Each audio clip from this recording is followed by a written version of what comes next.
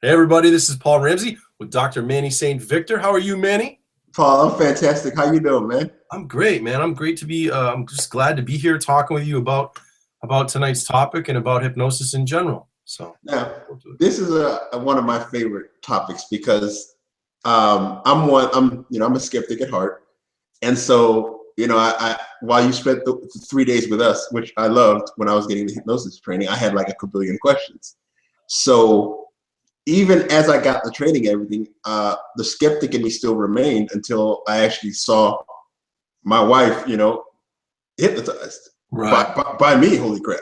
you right, know and I trust her enough to be like, holy crap, it works. So when it comes to why hypnosis doesn't work, and this comes up a lot in the hypnosis community, because often before someone gets on a stage or before someone sees a client, they wonder and they have that insecurity, or if they have a couple of situations where it falls apart and it doesn't work as expected, they're scared to get back in and help people and do the healing work or back on stage. right. So I want to ask you, why did you pick the topic? Because this is something that a lot of hypnotists dance around or leave it being the pink elephant that it likes to be. Yeah, no, and that is why. I mean, I think one of the things that I want us to provide an opportunity for when we do these blogs and these video hangouts and stuff is I want us to encourage the people within our professional community to talk about the things that maybe are a little bit uncomfortable to talk about, because I just think that's a healthy part of growing and learning. And um, like, so there's two things that really made me push for this to be the topic this week. The first one was, I'm trying to look and find. Okay, so um, someone who follows me on Google Plus pinged me an article last week and said, "Hey, Paul, have you seen this article?" And I hadn't. It was from The Atlantic, and it was titled, "Can You Quit Smoking Through Hypnosis?" And it was actually, I felt, a really balanced article that looked at, why does hypnosis work for some people who want to quit smoking, and why doesn't it work for others? And the person took the time to read up some other sources, not just, a lot of times when I've seen articles on this topic in the past, all the journalists did was like talk to people who had gone to hypnosis sessions. They didn't necessarily talk to any hypnotists or researchers or excuse me, or read any like books or studies or anything. They just sort of went around, got some firsthand reports from people who had done the sessions and based everything on that. And this piece in The Atlantic goes more in that other direction. They looked at some other sources, and I thought, good for them. And so that got me, I think that sort of planted the seed for me. And then we had our earlier topic, right, where we had talked about in a previous session about the study that suggests that hypnotizability is genetically linked. Yeah. And when I shared that online, when I first shared the study, before we even did the thing, before we did the session where we talked about it, some folks were like, yeah, some hypnotists, right? We're just basically like, yeah, I just don't believe in that. And I'm like, you don't get to do that. Like, I mean, it's a free country. You do get to do it. Yeah, But because it's science. in my mind, I'm like, you shouldn't be able to do that. You shouldn't be able to go, okay, so these people took the time to do a research study and they love like these are people who study hypnosis, like they care about hypnosis, right? And they did this study that tells you something that you don't agree with, so you just ignore the study and go, yeah, I really don't believe that. Like, your ignorance is not better than other Uh-uh. people's education and research and scholarly effort. Now, Yeah. that's not to say that we should just trust all studies, right? Because we know sometimes studies are flawed and stuff, but I just kind of get bothered when people in my community, my professional community, just if it doesn't affirm what you already believe about what you do, out it goes, And I'm Yeah. like, come on, can't we be better than that? Can't we? And so that sort of added to it, and it really kind of, the two things happened close enough to each other that it crystallized for me that this is a recurrent theme in my professional community, that what we do is, and of course I'm being very general, there are certainly hypnotists who don't do what I'm about to say, right? I understand that. But generally, I think it is a fair criticism that in our community, we spend so much time excuse me, defending our profession against all the skeptics and all the naysayers, that like that becomes the only lens that we seem to look at hypnotism through. Like, we don't want to talk about the fact that it doesn't work all the time. Yeah. And I think some hypnotists would say, well, obviously it doesn't work all the time, Paul. And it's like, yeah, so why don't we talk about that more? Why aren't we willing to talk about that? Yeah, I think that's a medicine lens too. You see that a lot in medicine. And one of the reasons I think I'm proud that you and I have decided to take it on head on is because in medicine, the people that you see who go into that identity threat behavior, who, huddle with the group and growl and defend the dogma, are the people who haven't taken the time to learn the real science. Right. Because if you're not insecure, then you welcome the questions because you know what you've seen work. You know what's powerful, and you know the weak points, and you're actually intrigued by the weak points and the stepping areas because you want to improve there instead of wanting to cover it up and be ashamed or embarrassed by it. Right. There are circumstances where hypnosis doesn't work. And there are circumstances where medicine doesn't work. So yeah, if you're aware of those, you don't get blindsided or publicly ridiculed. And then, and this is part of this too, I think, Manny, is just the simple way in which language is limiting, right? Because we go back to the earlier article, and the author was asking, is hypnosis a valid way to help people quit smoking? And so you want to default and just say, yes, like, we know that hypnosis helps people quit smoking. But I think if you're going to do that, you also have to be willing to genuinely go, no, there are plenty of people that it hasn't helped quit smoking. And then there's where we get into the real trap, right? Is people are really uncomfortable with the idea that there are two truths and they only want one truth. They want to say, look, you can't do that. Either it works or it doesn't. Which is it? Both. Right? And both. Yeah, and it's both. It's both. And I think I'm like, we just need to be more honest about that and be more comfortable with it, I think, and say, look, like, hypnosis helps people lose weight and it doesn't help people lose weight. Yeah, Paul, I think that's the point, though, is the very person who needs that immediate answer, that absolute answer, is the very person that it's least likely to work for. Yeah. And then again, in some cases, and this is going to make some people nauseous, it's the very person that it's most likely to work for. Because it's okay, right? Because this is where, this is my point of clarity moving on from where we're at so far, is I wish more hypnotists would embrace the idea that hypnosis itself is not a solution. Hypnosis itself is not a solution.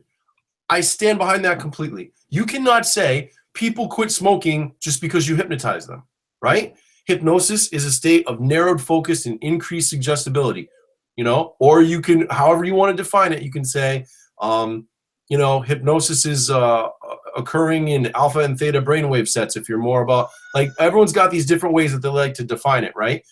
No matter what way you define it, the hypnosis itself doesn't make people change. What makes people change is the process of acquiring new and different ways of making meaning, right? It's about changing the way people think or changing the way people have emotional reactions to whatever is going on in their life, right? So that goes back to what you just said, is you can look at one person 1 minute and be like, you're the exact kind of person who's just not going to do well with this. And then sometimes you look at them and they're the same kind of person. You're like, you're the exact kind of person that's going to do great with this. And you catch the same person at different points in their life. and you might not be ready for the change. Because there's these subtle differences in how they can make meaning out of an experience. And I think that's the key. And so that's where I'm like, it took me a long time to figure this out. And I'm like, maybe I'm just not around the conversation if it's happening, but I find that conversation isn't happening in our professional community. People are focused on what's the method, what's the skill, what's the tactic, what's the script. They want to focus on this thing that they can sort of touch, ideally, that they can at least have a laser focus on and be like, if I do this, I will get the desired result. Yeah, and Right. I think another angle, Paul, is that often when something doesn't work that has worked for many others, we go into that self-doubt mode where instead of saying, hey guys, I had an episode, it was embarrassing, it was uncomfortable, I didn't practice as much as I should have, and my game wasn't as tight as it should have been, and it didn't work. Yeah. Because that day, maybe I went in, and when I was selecting people from an audience, and I'm using the stage metaphor because I'm visualizing that, when I was selecting my people from the audience to come up, I kind of went against my intuition when I brought this person up. I knew I should have sent this person down. That's why it didn't work. That person broke everyone else's trance or whatever. I think being honest with yourself is hard. Yeah. It's hard, and until you do that, you're not really going to be able to communicate that clarity and confidence to someone where you can resonate and trust and help them shift mindsets. Right. And I think that what commonly happens in consulting hypnotism that's like that is we've developed a cultural thing that I've heard colleagues talk about over and over again, where if the client comes to you with this problem and you do your session with them, then, and it doesn't work, then what we sort of have learned to do is just put that on them. Well, they must have not been committed enough to creating change in their life, or we somehow learned how to blame it on the client to some extent, right? And I'm like, I don't think it's about blame. I think it's just about how can you think of doing things differently or trying different things to get different results. But we tend to make it all about, well, someone's got to be to blame, right? So yeah, that's the tendency. Excuse me. So hold on, we got some maybe some people who might want to join us. So that'd be great. What are you doing with that baby? You got that baby all fired up. You can hear her? Oh, heck yeah. She's like on the 3rd floor, and I'm like diagonally across the house. Angry. Dude. And Monty's going to do opera, dude. She's going to do opera. So we have some people in the audience who want to join? Well, I have someone who said hello. Let me see. I'm going to just drop the... That kid is fired up. Yeah, she's going, dude. So, God, I got this. It's allergy season,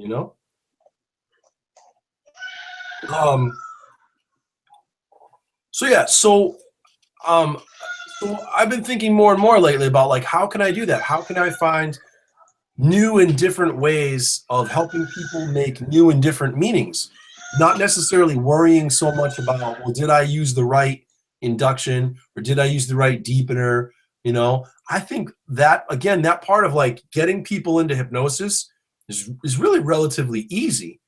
And so then I think the real bulk of the work comes from how do you create suggestions? How do you create efficacious suggestions? Yeah. And so that's more what I'm sort of focused on lately is thinking about, because I don't mind. I'll say it. I don't mind saying it. Like I've had plenty of times. I've been practicing since 2004, and I've had plenty of times when I've had clients come in and they have seemed like they genuinely want to have the result that they've come in for, whether it's weight loss or smoking cessation or whatever, and do the session or multiple sessions in many cases, doesn't happen.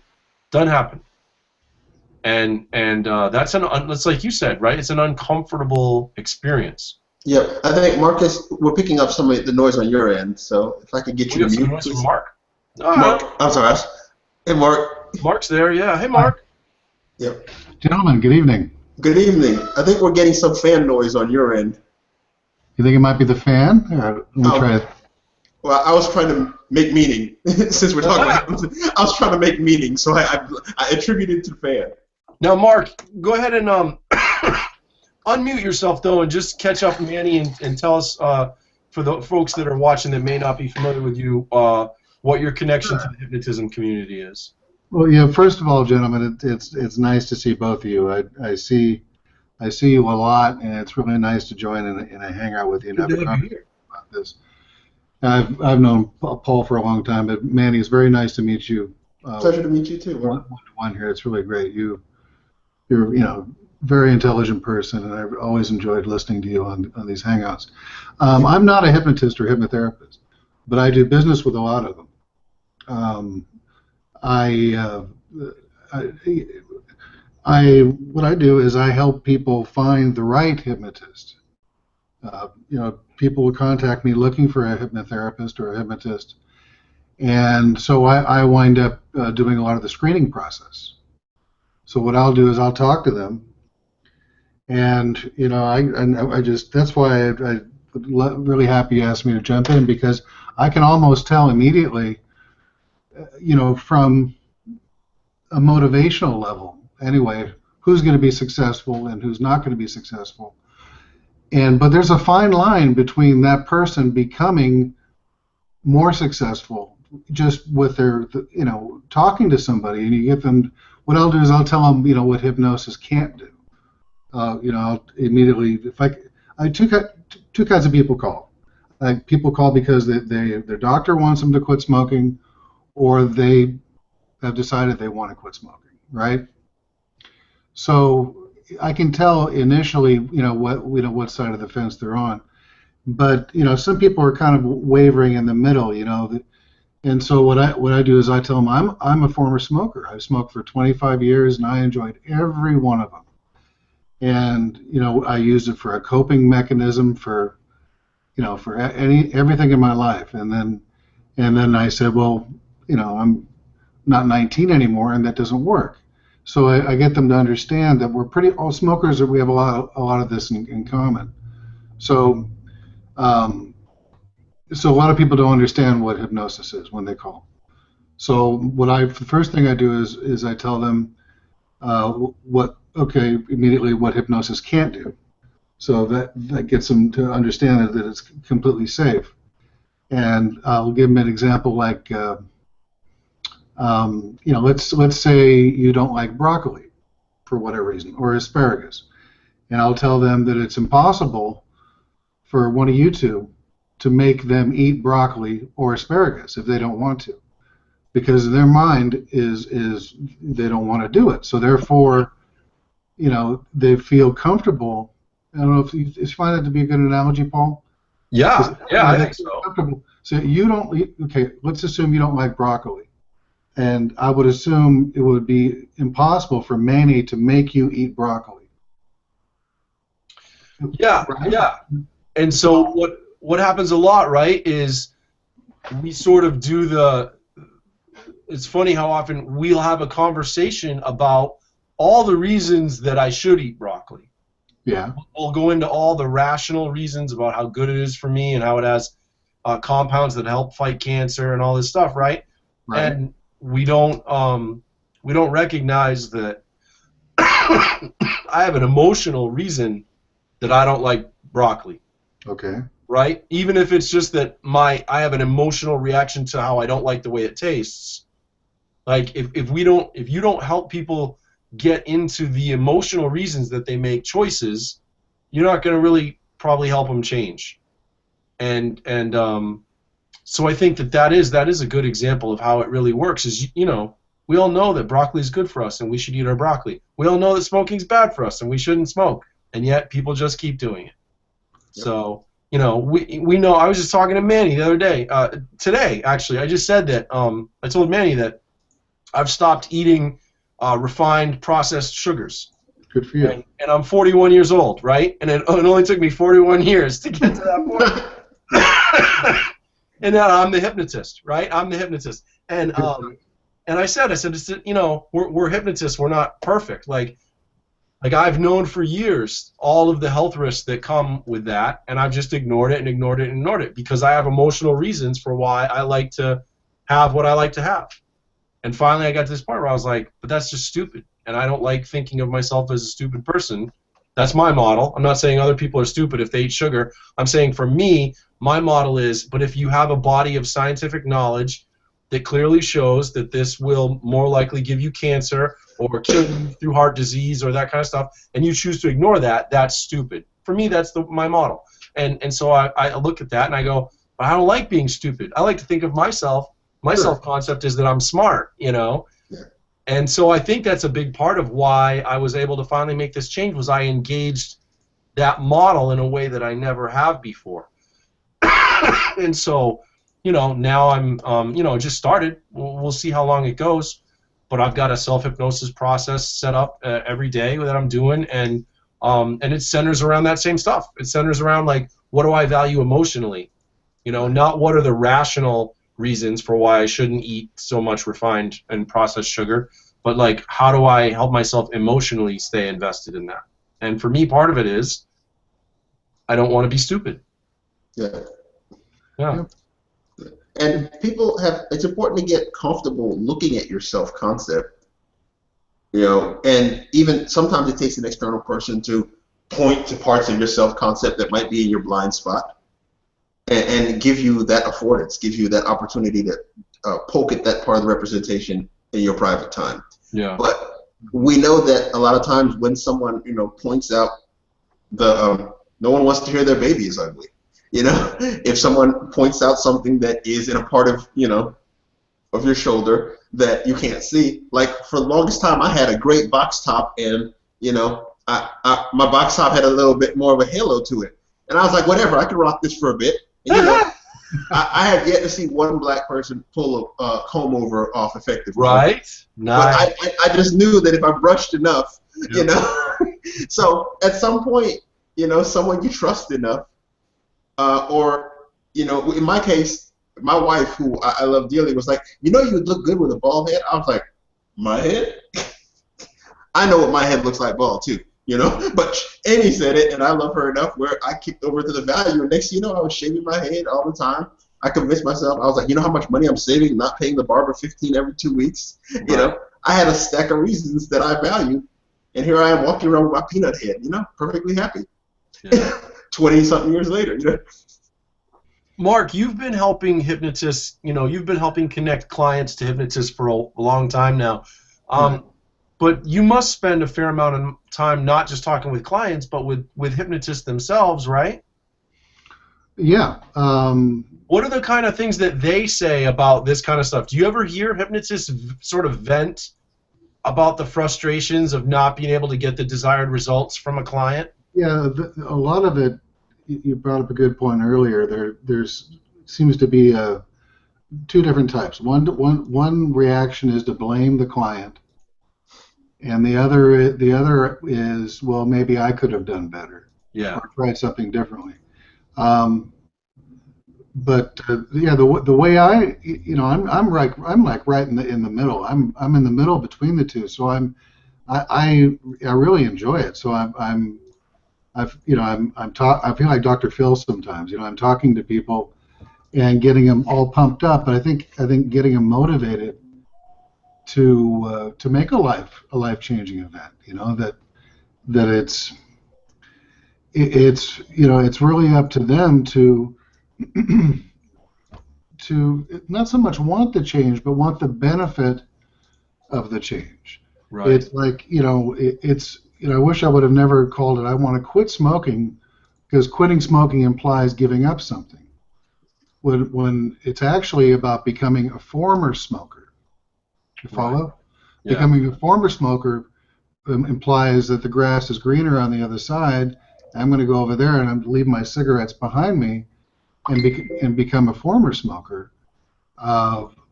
It implies gaining a benefit and not deprivation or giving up something.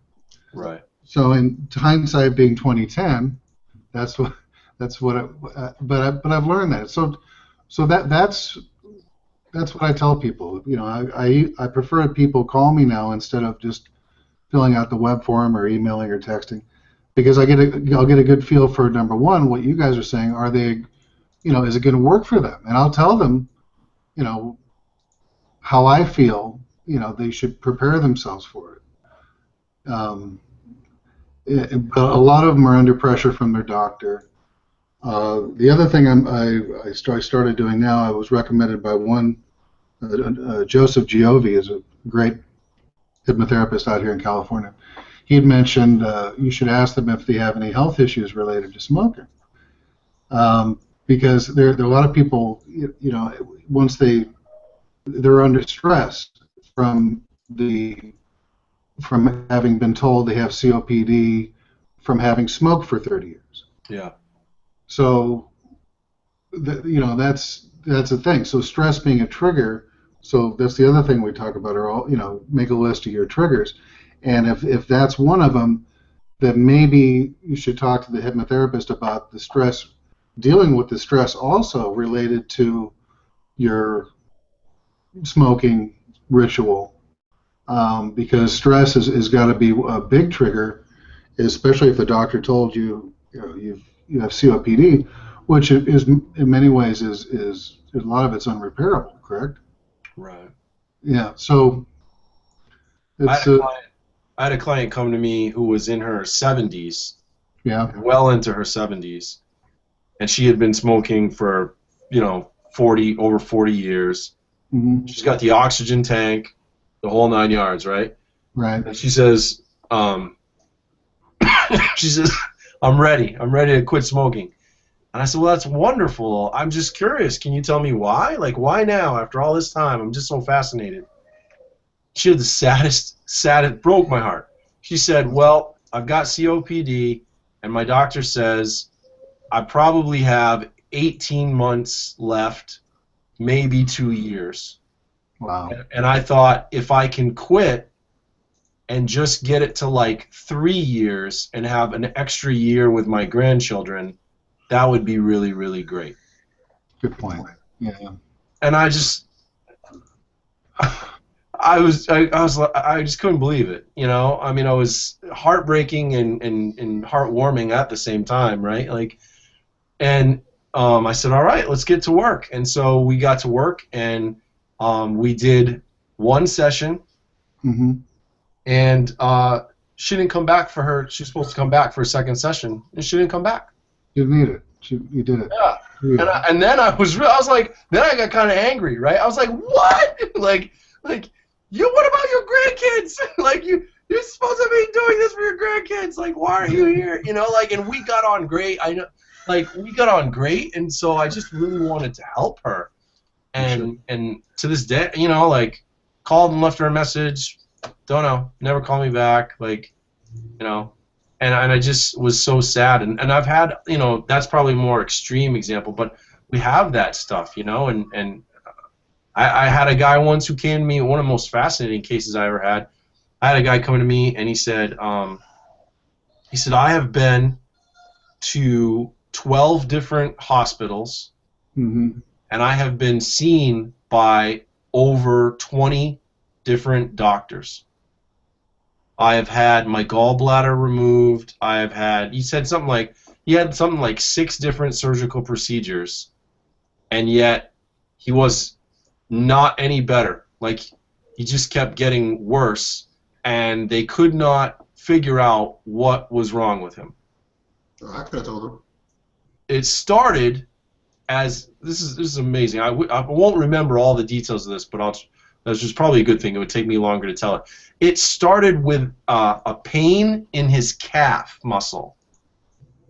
It started as a pain in his calf muscle, which at the time he was a runner, and so he thought maybe he had strained his calf muscle.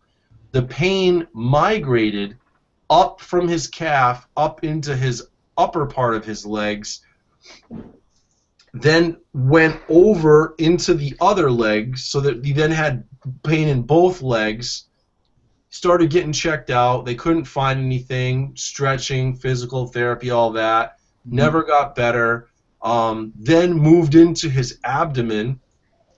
So started having pain in his gut.